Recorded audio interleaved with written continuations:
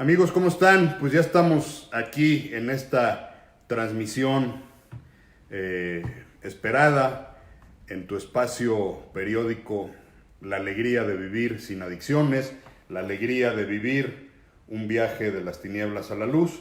Y como decíamos hace un rato, antes de cortar para recibir a nuestro invitado, pues para nosotros hoy es un día muy especial porque después de poco más de 2 años de estar transmitiendo y gracias a la buena aceptación de la gente que nos sigue en nuestras redes sociales, ahora en nuestra plataforma de internet www.laalegriadevivirsinadicciones.com, la gente que recibe nuestros mensajes de WhatsApp y toda la gente, la que tenemos en el consultorio privado, a quien agradecemos porque este esfuerzo, como nació, es un servicio comunitario, es un servicio social, con el único interés de darle información a la gente sobre las adicciones, la codependencia, algunos trastornos compulsivos y dar información, educación y generar una conciencia sobre estos males que de repente hay mucha ignorancia, hay muchos mitos, hay tabúes. Y el día de hoy, por primera vez en este espacio, tenemos en vivo un invitado que por prudencia y por respeto a su persona lo vamos a presentar de manera anónima, no crean que es el Blue Demon.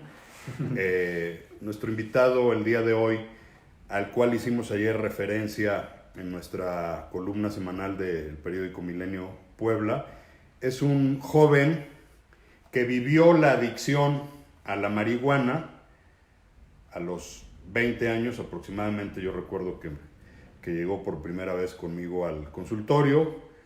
Yo podría contar la historia, pero qué mejor que nuestro amigo Ortega, que así lo vamos a denominar en acuerdo con él, que él nos platique, porque comentábamos ahorita antes de iniciar la transmisión, le decía, hay dos factores que están poniendo en la mesa del debate el uso lúdico, recreativo, inofensivo de la marihuana. Primero, la cercanía aparentemente inminente de que en este país, si los debates y los cabildeos siguen en la misma línea que observamos, eventualmente, más temprano que tarde, va a haber una nueva ley, va a haber no solamente una despenalización del uso de la marihuana, ya se habla de que es prácticamente una aceptación del uso medicinal de la marihuana y posiblemente, así lo leíamos hace un par de semanas del nuevo titular de la CONADIC, también hablar del uso bajo criterio adulto, así lo mencionaba él, de la marihuana para uso recreativo, uso lúdico. Yo lo primero que quisiera comentar antes de empezar a platicar con nuestro invitado es que existe mucha desinformación en torno a este proceso de legalización. Una cosa es la marihuana desde el punto de vista medicinal y otra cosa es la marihuana desde el punto de vista recreativo. En primer lugar, estamos hablando prácticamente de dos sustancias diferentes. Si bien se extraen del cannabis, para uso medicinal, y cualquier cantidad de literatura está en las redes sociales y en internet, el ingrediente, la sustancia activa medicinal del cannabis es una sustancia llamada DMT, que efectivamente hay estudios y la industria farmacéutica está empujando para que pueda autorizarse su uso, porque se ha investigado que es una sustancia que puede ser un buen remedio en algunos episodios de cáncer, en algunos episodios de artritis, de reumas, de fibromialgia, de algunos diversos trastornos. Pero dejemos bien claro que la sustancia que en ese caso aplica, la sustancia activa es el DMT. Mientras que la sustancia psicotrópica que se usa para fines recreativos es el THC, el tetrahidrocannabinol, que finalmente es por los que quienes consumen esto de manera lúdica o recreativa, quienes buscan un servicio, este es el efecto psicotrópico de la cannabis. Esta es una droga que causa adicción. Entonces, por supuesto, este debate nacional de la legalización de la marihuana, el hecho de que en otros países, en otros estados, aquí en Estados Unidos, en diversos estados, ya existan las farmacias verdes, ya exista el uso autorizado bajo ciertos criterios de la marihuana, pues hace que los jóvenes empiecen a promover el uso de la marihuana de una manera muy apasionada, diría yo. Y el otro tema tiene que ver mucho con esta parte de una nueva tendencia en los jóvenes millennials, centennials, de investigar y decir que todo lo natural es positivo, es bueno, y entonces defienden a la marihuana como si fuera una sustancia inofensiva, bajo el argumento de que es natural. ¿Y qué sucede? Que hay una gran cantidad de información que confunde. Y efectivamente, en mi labor en el consultorio como profesional de las adicciones, yo tengo que explicarle tanto al paciente que llega por orientación como a la familia, porque hoy hay una brecha generacional entre los padres de familia que están satanizando la marihuana y los jóvenes que la están defendiendo a ultranza. Entonces yo tengo que explicarles que la marihuana es igual que cualquier otra droga, y les pongo de ejemplo las otras dos drogas legales que son el tabaco y el alcohol, que no todos los que fuman tabaco se van a volver adictos a la nicotina, ni todos los que beben alcohol se van a hacer alcohólicos. Hay tres categorías de consumo: el uso, el abuso y la dependencia o la adicción. Lo cual no quiere decir que la marihuana no cause adicción. Por ejemplo, sí, por supuesto, hay gente que usa eventualmente, esporádicamente la marihuana y no tiene un problema. Como hay gente que fuma eventualmente o que bebe una copa eventualmente y no tiene un problema. De ahí brincamos a la fase de abuso, que ya trae algunas consecuencias en el individuo. Y de el abuso a la adicción o a la dependencia hay una brecha muy, muy pequeña que muchas veces es difícil de detectar. Entonces, lo primero que quiero decir es que, por supuesto, la marihuana, el THC, causa adicción. Otro de los argumentos es que dicen es mucho mejor lo natural que lo sintético y que lo químico. Y entonces yo les digo, bueno, pues es como el vino de mesa es completamente natural, es un fermentado de la uva. Y eso no quiere decir que quien beba vino no pueda desarrollar una adicción al alcohol. O muchas otras sustancias o bebidas que pueden tener también su origen natural. Entonces hay una confusión de discursos que yo termino diciéndole a estos jóvenes: mi obligación es darte la información, la decisión la tomarás tú, finalmente es tu vida, es tu responsabilidad, es el riesgo que tú quieres correr, pero te invito a que investigues cuáles son las consecuencias de la adicción a la marihuana. Y entonces, ¿qué mejor manera de hacerlo que tener un diálogo con alguien que inició de esta manera? Posiblemente por pertenecer al grupo, por quererse sentir grande, porque todo el mundo decía que no hacía daño. Empezó a consumirla hasta que generó una adicción y de todo lo que vivió. Así que, pues mi querido Ortega, bienvenido, gracias por ese deseo de compartir con otros tu propia experiencia, que seguramente será muy enriquecedora para los demás. Yo empezaría por preguntarte, ¿te pasó esto que estamos platicando de que a qué edad empezaste a fumar marihuana? Bueno, primero que nada, gracias por invitarme aquí a tu programa.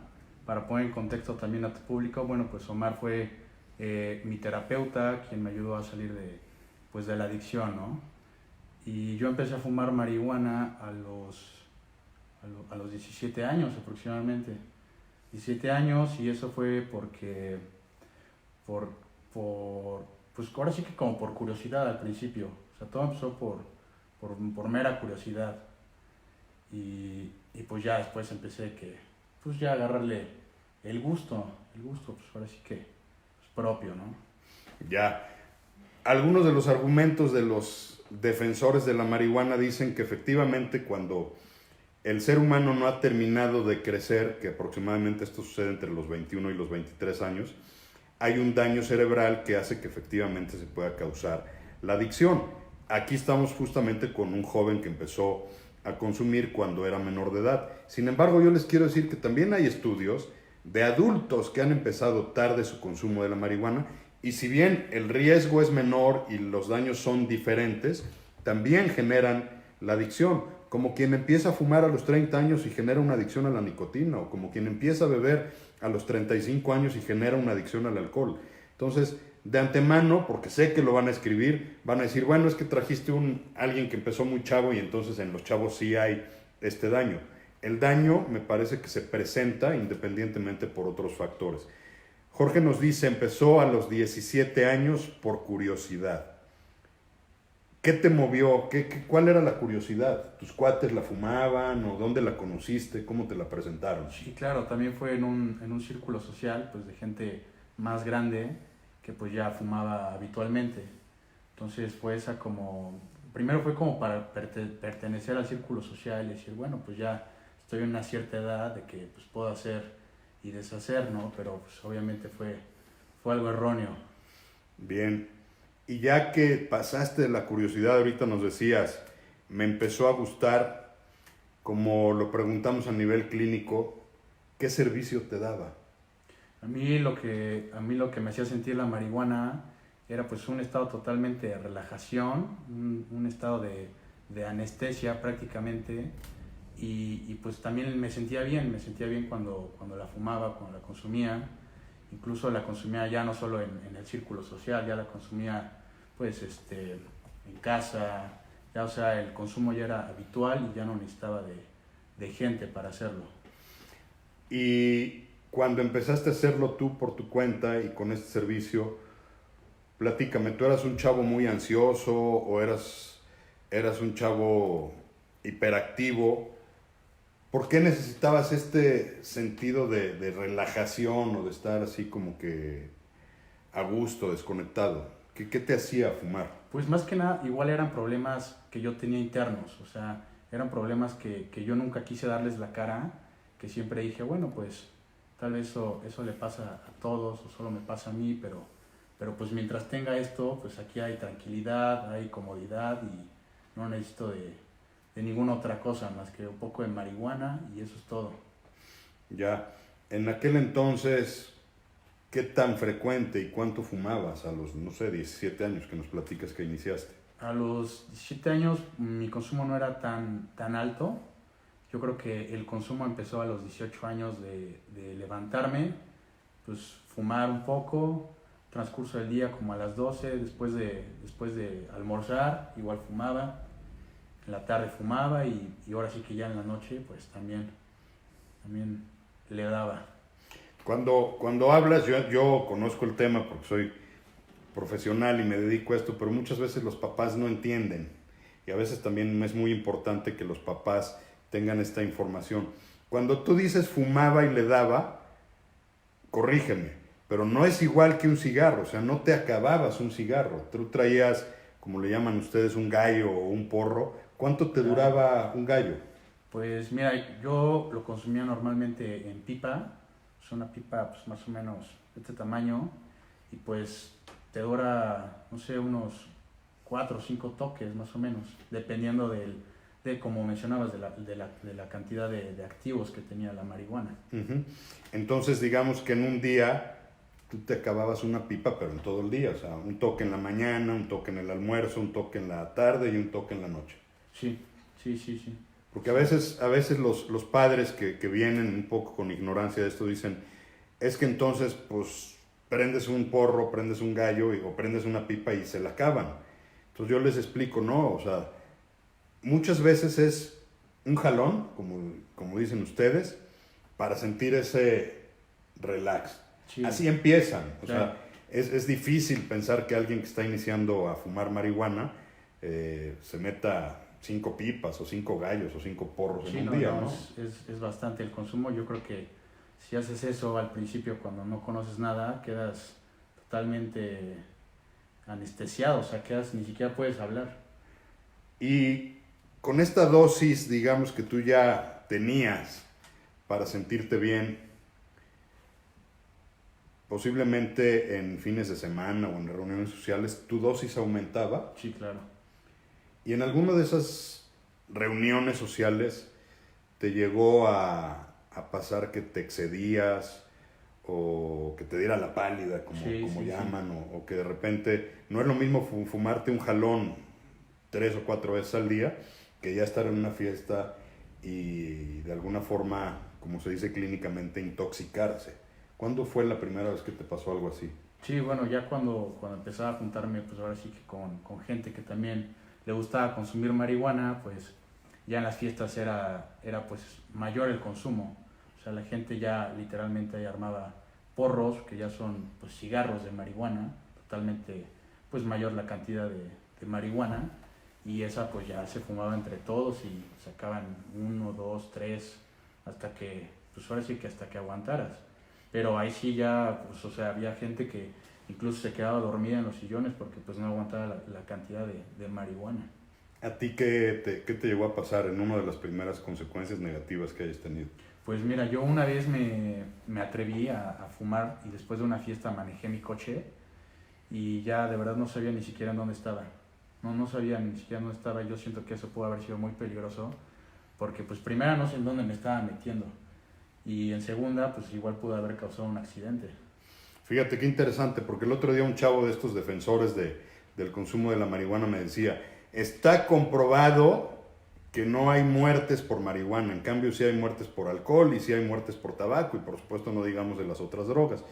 Yo le decía, bueno, de una intoxicación o de una sobredosis de marihuana, no lo sé, yo no tengo el dato a la mano, pero lo que sí te puedo decir es que sí es un causal indirecto de muertes. Si alguien conduce un vehículo o si un trabajador en una fábrica conduce un montacargas o está trabajando bajo el influjo de la marihuana, por supuesto puede poner en peligro su vida y la de los demás, ¿no? Sí, claro, porque o sea, a veces incluso tu sentido de memoria pues falla, o sea, ya no te acuerdas de las cosas. Y yo a pesar de conocer el camino, tuve que poner el GPS porque ya no sabía ni dónde estaba. Y cuando llegaste a tu casa, ¿cómo fue? ¿Te pasó el efecto? ¿Te preguntaste cómo llegué? ¿Qué pasó? Sí, no, pues ya cuando llegué a mi casa lo que hice fue tomar un poco de agua y dormir y ya no supe de nada hasta el otro día. Ya. ¿Durante cuánto tiempo crees que fumaste de manera controlada? Uf, de manera controlada como, pues yo creo que como un año de la transición de que empezaba el poco consumo hasta que ya empezaba el consumo pues en adicción, Ya. en exceso. ¿Cuáles fueron las primeras consecuencias de ya cuando perdiste el control sobre la marihuana? Bueno, como yo perdí el control, recuerdo que ya, o sea, mi vida ya no tenía como mucho impacto, ¿no? O sea, era despertarme, pues flojear, no hacía nada, escuchas, o sea, lo único que hacía es estar en mi cuarto ya en un estado como ermitaño, ya no salía de mi cuarto y pues lo único que me gustaba era estar fumando marihuana. Yo creo que también mi vida social, pues como que ya no tenía mucho interés para mí, ya solo era buscar fiesta y nada, era lo único que hacía. Ese fue el primero. El segundo yo creo que fue el desinterés hacia mi carrera. Uh-huh. El desinterés hacia mi carrera eso fue de las cosas más importantes o que yo recuerdo que fueron grandes errores. ¿Cuándo se dieron cuenta en tu casa que fumabas marihuana?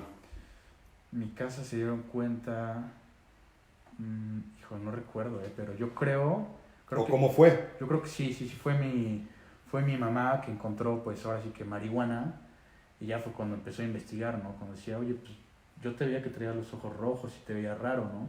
Pero pues nunca se imaginaba, ¿no? Ya hasta que encontró la marihuana dijo, no, pues, pues ya es un problema distinto, o sea, ya está comprando marihuana, ya está pues consumiéndola por su cuenta, ya no es algo... Ya hay marihuana en la casa. Ya hay marihuana en la casa, exactamente. Y también, pues todo el día estaba ausente, ¿no? Todo el día, desde que entraba a las 7 de la mañana, según entraba a clases, y salía ya tarde, pero pues ya llegaba bien noche. ¿Y qué pasó cuando te cacharon, cuando te descubrieron, cuando tu mamá se dio cuenta? No, pues es que como ¿O para... lo negaste, lo aceptaste? ¿Qué pasó?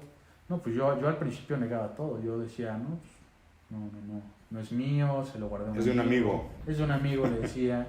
Pues ya sí me limpiaba las manos, pero en realidad pues ya se estaban dando cuenta. Y me acuerdo que el que más dio de brincos fue mi papá, porque dijo, oye, ¿qué hubo, no? Que yo no te enseñé esto, ¿de aquí a cuándo? Fue el que empezó a meter mucha presión, y de ahí yo también empecé como que a alejarme un poco, ¿no? Dije, bueno, o sea me están pasando cosas, y en lugar de pues, sentir el apoyo, siento nada más el regaño, ¿no? La presión de que, a ver, ¿qué tal? Y esto, y esto, y esto. Ujú. Y a pesar de que te cacharon, ¿qué hiciste? ¿Seguiste consumiendo, supongo? Sí, o sea, a pesar de que me cacharon y incluso me la tiraron, dije, pues no importa, pues tengo el contacto, compro más o consigo más y no pasa nada. Fíjate, esto que nos platicabas ahorita del perderle el interés a la escuela, de perderle el interés a estar haciendo otra cosa, yo lo platicaba esta semana con un par de gentes que vinieron al consultorio. Yo les decía, perdón, pero bueno, mi sustancia de preferencia por la que yo llegué a tener una adicción fue el alcohol. Yo probé en su momento, cuando a los 20 años, la cocaína y la marihuana. A la cocaína le tuve muchísimo respeto porque me encantó, pero tuve mucho miedo a engancharme. La marihuana nunca me gustó. Pero ahora que estoy en el campo clínico y que he trabajado, yo les explico que hay un síntoma de la adicción a la marihuana que se llama anedonia, que es la pérdida del placer por todo. Claro, sí. Y que entonces el que está fumando marihuana, y ponía yo ejemplos porque hablando, bueno, tú estás joven y empezaste joven, entonces algunos pueden decir, bueno, es que de chicos sí hace daño. Pero no, yo tuve un paciente que tenía 28 años, adicto a la marihuana, un hombre próspero, de familia productiva, era director de una de las empresas de la familia, tenía su pareja, y él me platica que ya cuando estaba completamente enganchado en la marihuana no quería hacer otra cosa más que estar viendo la televisión y fumando. No tenía ni siquiera ganas de tener relaciones íntimas con su señora, no le daban ganas de ir a trabajar. O sea, entonces yo les decía, esta es una adicción muy absurda, porque normalmente lo que uno busca con las drogas al principio es el placer, es la motivación, pero justamente perder el placer por el consumo y que ya no quieras estar haciendo otra cosa más que consumir, se me hace una adicción muy incomprensible. Entiendo, hay un perfil de la persona que se hace adicto a esta sustancia. ¿A ti te pasó esto de perderle el sentido de ya no querer convivir con la familia, con los hermanos, con la novia, de no querer hacer absolutamente nada? Sí, claro, que ahora que lo mencionas, sí me pasó bastante. Y necesitaba ya la dosis como para pasarla bien. Porque ya sin la dosis decía, pues, está aburrido, ¿no? O sea, como que yo decía, me da flojera, estar en tal situación, me da flojera ir a la universidad, me da flojera. Incluso tenía un trabajo ahí de medio tiempo que si no iba con mi dosis de marihuana, como que está pues, como de malas, como de mal modo, aburrido. Y eso que dices es totalmente cierto. O sea, yo nunca lo analizaba de esa forma, pero ahora que lo dices, pues sí. O sea, ya no tenía sentido nada si no le dabas un jalón. Ándale, si no le da un jalón. No podías ir a una fiesta si no ibas con un toque. Claro. No podías estar con tu chica o con tu chava bien si no estabas relajado por la droga. Sí, igual como te digo, es un círculo social en el que yo me involucré, entonces pues ya todo esto es también como una cultura de estar todo el tiempo marihuana. ¿Cuándo te diste cuenta de que algo ya estaba mal? De que independientemente de que los papás o de lo que dijeran los demás, tú en tu interior ya sentías que esta desmotivación pues ya te tenía atrapado. ¿Cuándo te diste cuenta que algo estaba pasando mal en tu vida y cómo empezaste a sufrir? Híjole, pues mira, la más importante fue en la universidad, porque yo recuerdo que había materias que a mí me gustaban, o sea, a mí me gustaban, yo de verdad las disfrutaba, y por causa de la marihuana siempre reprobaba. Decía, bueno, pues o sea, ¿qué necesidad tengo yo de estar pasando por esta situación? Y yo sí culpé mucho a la marihuana, claro, yo sí la culpé porque pues, no me daba tiempo de estudiar, no me daba el interés para ir a clases, no me daba pues el tiempo para estar incluso en la clase. Entonces ese fue el primer factor que yo dije, no, pues ya estoy perdiendo demasiado, ¿no? O sea, ¿qué estoy haciendo con mi vida? Es demasiado tiempo que ya perdí. Y en ese momento, cuando empezabas a echarle la culpa a la marihuana de algunas consecuencias, ¿trataste de dejarlo y te diste cuenta que no podías? ¿O cómo fue que te diste cuenta que ya estabas enganchado? Porque sí me gustaba el estilo de vida. O sea, aunque yo decía, ya voy a dejar de fumar, lo dejo cuando sea. Pero después, o sea, tanto por el círculo social, por el estilo de vida que ya tenía, como por todo lo que te involucra con la marihuana, a mí ya me daban ganas de hacerlo inconscientemente. O sea, ya nada más era de que, pues fumo y digo, no pasa nada, ¿no? Todo está bien. He cumplido con mis actividades, entre comillas, fui a tal, a tal, a tal. Pero otra de las cosas que también me hizo a mí analizar, de que dije, no, pues ya bastante tiempo, también la relación con mis cercanos. Ya la relación con mis cercanos era muy vana, ya la gente con la que yo convivía pues se alejaba de mí. De hecho, mi apariencia física ya estaba yo me veía como ya muy delgado, me veía como sucio, como más dejado, más fodongo. Y eso pasa, de verdad, porque, o sea, yo recuerdo que siempre me vestí pues, de camisa, jeans, y ya cuando empecé a fumar, de hecho ya usaba pues, ropa más holgada, usaba pants, o sea, cosas más cómodas que a mí me hacían sentir, pues, limpio en ese estado, pues, de la marihuana, me sentía cómodo. Ya. ¿Cuál fue tu fondo o cuál fue tu sufrimiento que dijiste, ya, necesito cambiar? ¿O Pues, quién te puso un límite? ¿O quién te puso un ultimátum? ¿Cómo fue que decidiste pedir ayuda? pues también fue coincidencia porque había una maestra que se daba cuenta. Decía, oye, siempre vienes con los ojos rojos. Decía, ¿qué te pasa o qué tienes, no? Pues yo siempre lo negué, ¿no? Pues nada, no puedo dormir y así. Entonces fue como que el factorcito, y ella me dijo, no, pues ¿sabes qué? Busca a esta persona. Ya me mandó con esa persona y yo fui porque en el fondo sabía que ella sabía. Y yo entre que sí, que no, pues yo tenía ganas de dejarlo. Y bueno, pues ¿por qué no voy a intentarlo? Igual y veo qué pasa. Entonces ya fue cuando conocí a esta persona y esta persona me mandó con otra persona. Y hablando con ella, de hecho, con ella no estaba muy de acuerdo porque me hablaba de la marihuana como que muy a lo general, lo que todo el mundo decía, no, es que es mala, es que por eso es ilegal, es que te hace muy adicto y... O sea, lo tabú de la marihuana. Pero ya después de ella, ya me recomendaron contigo, o sea, ahora sí que sin querer encontré ahora sí que tu número. Ya, y además lo agradezco y doy gracias a Dios de que estés hoy bien, pero recuerdo perfectamente, no es la excepción de los demás chavos. Ayer me escribía un padre de familia diciendo, tengo un hijo que está fumando marihuana, tiene 21 años y no quiere dejarla. Entonces yo le decía, lo peor que podemos hacer como círculo familiar, como terapia, como padres de familia, es forzar, obligar, pero tampoco podemos ponernos a debatir, y sobre todo si no tenemos la información, porque bueno, pues alguien que ya estudió todo lo que tiene que ver con el cannabis y con la marihuana y se pone a discutir con unos papás que no tienen la menor idea de lo que están hablando, pues obviamente va a ganar el chavo. Entonces yo lo que les decía, hay que empezar, como lo manejo yo a nivel del sistema familiar, hay que empezar a ponerle límites, hay que empezar a tener amor firme, hay que empezar a cambiar las reglas de la casa.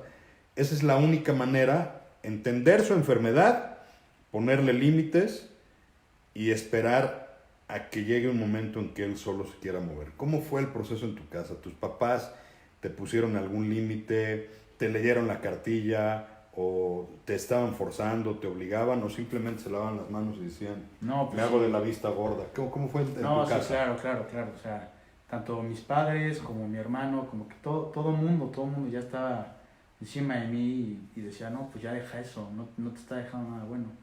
Y me decía, no, pues tal. Me leyeron la cartilla como tú dijiste, pero lo que a mí me hizo cambiar pues fue fue interno, fue porque yo quise. Nunca fue que me dijeron, no, pues vas a tener que ir con ella a fuerza. Siempre era que no, pues déjala, lo tratábamos, lo platicábamos, cuéntanos. Pero pues yo siempre estaba como que muy renegado hacia mi familia. Decía, no, pues es que ellos ni siquiera saben de lo que están hablando. Entonces fue hasta que a mí ya me nació que pues yo tuve la iniciativa de buscar ayuda. ¿Cómo fue el proceso de aceptar, primero, que sí causa adicción y segundo, que tú ya tenías la adicción? ¿Te costó trabajo? Sí, me costó trabajo, porque incluso entre amigos que hacían igual uso de la marihuana, decían, en cualquier momento la puedes dejar, es fácil dejarla. Y está el argumento que dice, no, pues es marihuana, no es otra droga, se puede dejar fácil. Pero pues es que cuando ya te acostumbras al estilo de vida es cuando ya... Cuando hay dependencia. Cuando ya hay dependencia, o sea, ya incluso mis gustos cambiaron. Y dime una cosa, cuando empezaste a intentarlo, porque recuerdo que tuviste intentos y luego caías, lo que es normal en un proceso de rehabilitación, ¿sufriste el síndrome de abstinencia? Sí. Platícanos cómo fue el síndrome de abstinencia. Sí, claro, o sea, yo sentía que no pasaba nada, que si la dejabas nunca iba a sentir así como que nervios. O sea, bueno, eso nunca pasó, ¿verdad? Pero sí sentía las ganas de fumar. O sea, incluso escuchaba una canción de ese tipo de playlist y decía, no, pues se antoja un toquecito. Uh-huh. Y eso, pues yo decía, no es normal. O sea, no es normal que incluso con el tipo de música, con el tipo de ambiente, te dieran ganas de fumar. Dije, no, pues que yo ya estoy muy acostumbrado a eso. Y signos físicos como, no sé, insomnio, irritabilidad, Sí. mal humor, Sí, mal humor. Cuando la dejabas, ¿cómo te fue con esos síntomas? Sí, claro, el humor era pésimo. O sea, con mi familia yo siempre estaba peleando. O sea, no podían decir nada porque ya estaba así neurótico. ¿Qué otra cosa puede ser? ¿Insomnio? Insomnio, hasta eso a mí no me dio insomnio porque pueda dormir perfectamente. ¿Ansiedad? Pero lo que sí tenía eran pesadillas, o sea, bastantes. Después del consumo de marihuana fuerte, así que fumaba, pero era fuerte, ya había noches que sí me despertaba así como temblando, de que tenían sueños así muy fuertes, pesadillas, y yo, si esto no es normal, o sea, a mí nunca me ha pasado esto, y de repente tengo pesadillas. Okay. Fue una de las cosas que dije, no, pues sí estoy sintiendo el cambio. ¿Y cómo fue? Yo lo conozco porque tuve el privilegio de acompañarte, pero platícale a la gente que nos está viendo, ¿qué tan difícil fue, digamos, tu primer año de dejar de consumir? Pues el primer año sí es muy difícil, porque es difícil, primero porque tienes que dejar el círculo social de amigos que pues también les gusta lo mismo. Segundo es reacomodar tu vida, porque el tiempo que yo perdí en la universidad pues fue bastante, fueron 2 años que literalmente no hice pues nada, solo iba a hacer acto de presencia en la universidad sin estar presente.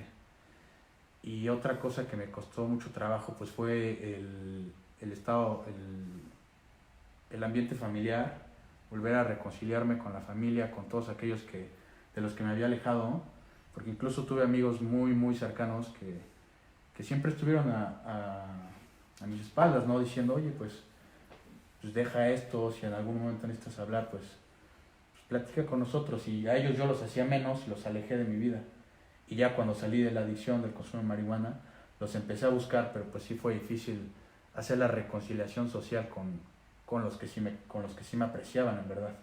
¿Y los de consumo no te presionaban, no te decían, ándale, hombre, ya Sí, claro, llevas también. 2 meses, vuelve un toque, no pasa nada? O sea, ¿cómo le hiciste? Eso a veces es lo más difícil, a veces la presión social, de que los que están en consumo no quieren que alguien que era del círculo de consumo lo deje y además diga que es una enfermedad y que hace daño y que está en rehabilitación. ¿Cómo te fue con eso? Sí, pues igual la gente se acostumbra a tu compañía y te están hablando, que no seas no sé qué, que si te pegan en tu casa, que eso es para débiles. O sea, sí estuvo duro la presión, pero pues también en una terapia me dijiste, ¿sabes qué? Si quieres alejarte de esas personas, no te van a hacer nada bien en tu vida, entonces pues cambia de amistades y listo. Bien. Fue lo que hice. ¿Y cuándo empezaste a ver los beneficios de dejar de consumir? Los beneficios los empecé a ver yo creo que como a los 2 meses, que ya empezaba a tener retención de memoria otra vez, que decía, "Oh, pues ahora sí me acuerdo de las cosas", porque en otro estado se me olvidaba, o sea, incluso hasta se me olvidaba la contraseña de mi celular. Entonces, yo creo que eso fue también de las cosas importantes. Otra que otra vez empecé a comer bien, porque ya por la marihuana no comía bien. O sea, ya era comer puro, le llaman monchis, El monchis. monchis, y ya comía. No, o sea, entraba a un súper y agarraba chocolates, agarraba cosas con azúcar, así que te causaban más placer al consumir el monchis.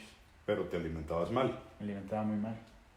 Entonces, a los 2 meses que, por cierto, los que entendemos este tema sabemos que la marihuana normalmente cuando ha habido un consumo excesivo permanece hasta 30 días en el organismo, porque la marihuana es una droga que tiene una sustancia liposoluble que hace que los residuos se adhieran al tejido adiposo del individuo. Entonces, es una de las sustancias más complicadas para desintoxicarte. Con el alcohol en 3 días ya no hay alcohol en tu cuerpo.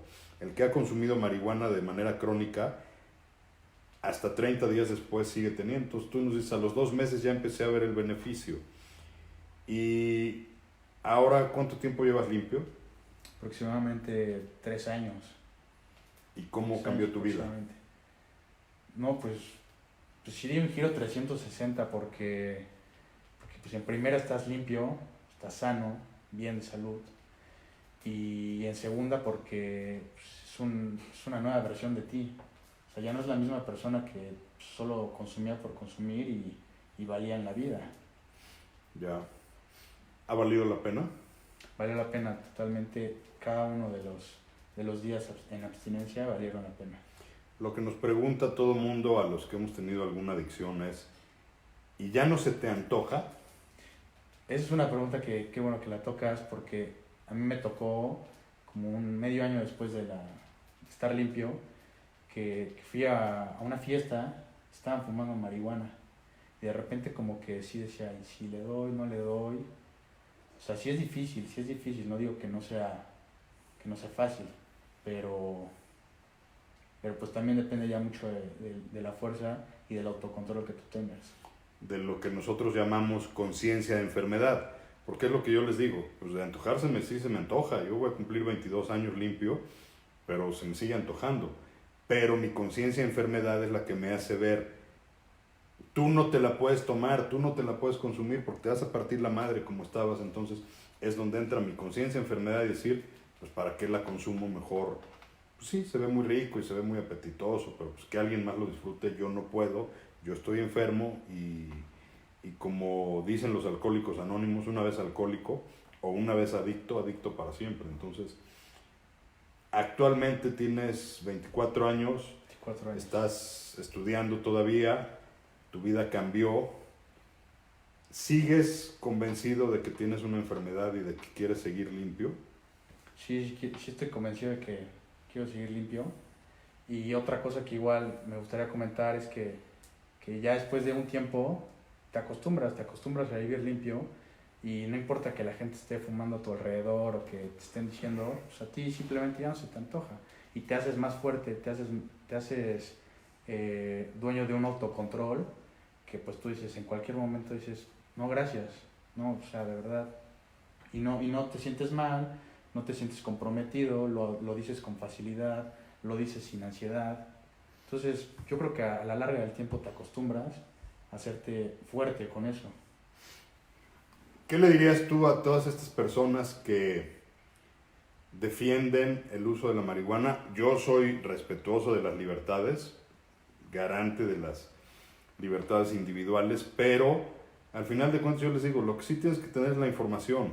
O sea, si tú decides formarte en la fila, es lo que yo les digo, alguna vez te lo dije a ti, le decía a un chavo que me discutía, le digo, mira, es más probable que tú desarrolles la adicción porque tú estás en la fila, tú estás fumando. Yo no fumo marihuana, entonces a mí, yo no voy a tener adicción a la marihuana porque no fumo. Claro. Pero tú estás ahí, ojalá te salga bien tu cálculo y no pases del uso o el abuso. Pero si estás en la fila, ya estás corriendo un riesgo. Porque al final terminó reconociendo, me dijo, bueno, sí, sí causa adicción, pero es de las sustancias las menos adictivas. Entonces ya entramos en otro debate que le decía yo, a ver, aquí ya no estamos hablando de grado de adicción o no adicción. Causa adicción y tú conscientemente estás diciendo, me la juego porque a mí no me va a pasar. ¿Qué le dirías a este tipo de gente? No, pues, o sea, como igual tú lo mencionas, pues la gente es libre de consumir lo que pues, a ellos les gusta. O sea, si siente que no tiene ningún problema en su vida, pues claro, adelante. Pero pues también, o sea, hay que ser sinceros y si hay gente que siente que tiene un problema de adicción o que siente que podría estar haciendo cosas mejores con su vida que estar solamente fumando marihuana, si es en el caso de que es lo único que hagan, pues no está de más buscar ayuda. Y buscar ayuda siempre te abre a nuevas oportunidades, te abre a una mejor versión de ti y siempre vienen cosas mejores después de eso. Ya. Por último, platícanos, ya hoy que estás limpio, que estás en recuperación porque esto es permanente, ¿qué es diferente en tu vida? Ya me dijiste que estás estudiando, pero platícanos cómo es tu vida familiar, haces deporte, qué actividades tienes, tienes pareja, en fin, cómo cambió tu vida y como para decir, así como estoy, prefiero seguir con todo y las broncas que pueda tener.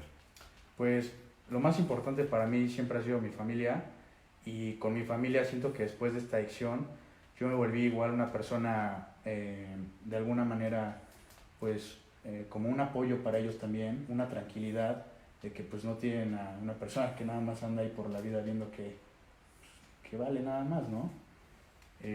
Otra pues igual una fuerza sólida con mi hermano que pues o sea, está más chico, ¿no? Pero pues se da cuenta de lo que hace su hermano mayor. Entonces, pues igual eso. Y otra cosa, pues mis amistades, siento que las he hecho más fuertes, he hecho vínculos de amistad más fuertes.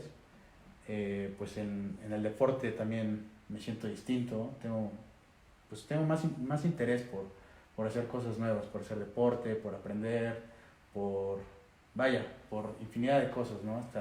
Hasta viajar me sale diferente. Digamos que le recuperaste el placer por vivir.